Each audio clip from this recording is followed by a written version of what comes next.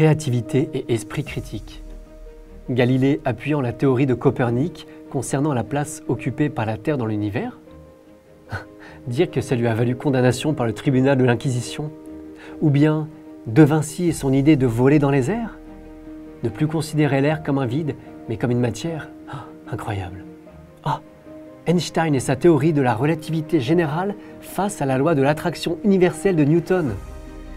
Allez, Galilée, De Vinci, Einstein, adjugés pour créativité et esprit critique. Mais qu'est-ce donc, Phil, que l'esprit critique? C'est la domination du fait sur la croyance, la remise en question de choses présentées jusque-là comme des vérités. Constitué des mots esprit, du latin spiritus signifiant âme, et critique, du grec kritikos signifiant capable de juger, de discerner. L'esprit critique est effectivement la disposition et l'attitude intellectuelle consistant à n'admettre rien de véritable ou de réel qui n'ait été au préalable soumis à l'épreuve de la démonstration ou de la preuve. Le concept d'esprit critique existe depuis la Grèce antique. Socrate, déjà, dénonçait les sophismes ne résistant pas à l'épreuve de la rigueur intellectuelle.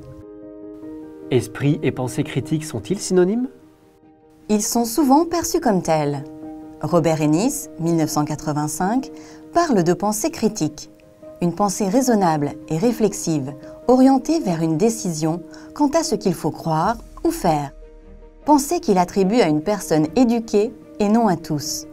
Richard Paul, 1992, la voit comme une pensée perfectionnée, renforcée par des stratégies affectives, correspondant à des traits de caractère interdépendants et des stratégies cognitives. Ne peut-on pas dire que c'est l'esprit qui initie la pensée?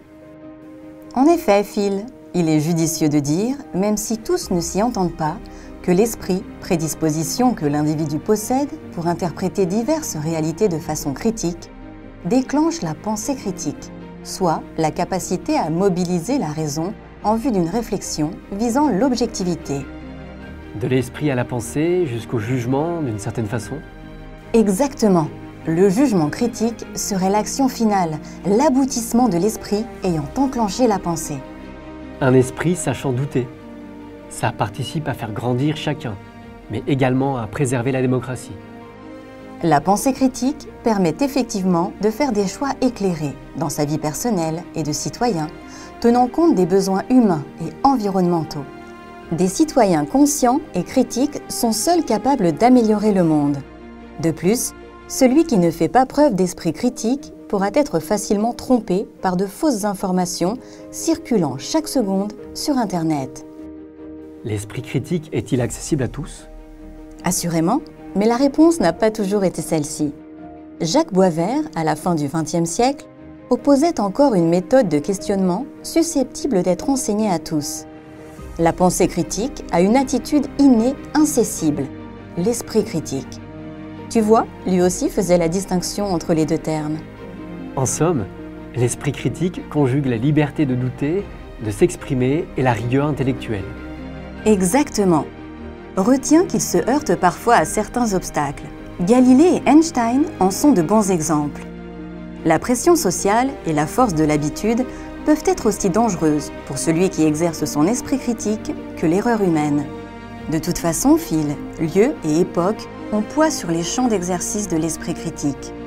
En effet, le temps transforme certaines suppositions en certitudes que le futur sera peut-être amené à nuancer.